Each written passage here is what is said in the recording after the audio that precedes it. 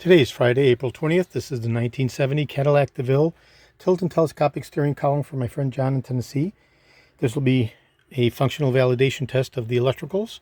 And I've gone ahead and connected the unit to power, and we have a light bulb here indicating the turn signals. Right now we're currently in right-hand mode.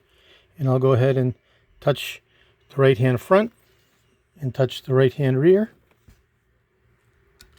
And the light bulb comes on. Okay. And I'll go ahead and check the cornering lamps while we're there. And here's the right-hand cornering lamp. Go back to the turn signal and reverse to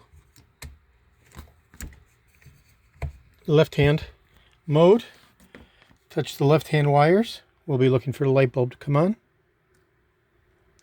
And it does so.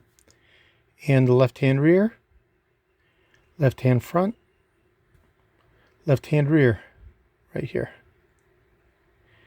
Okay, go ahead and apply power feed to the cornering lamp, and we see the left-hand cornering lamp comes on just as the right-hand did.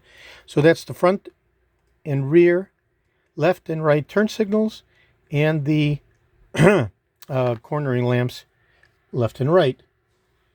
Okay,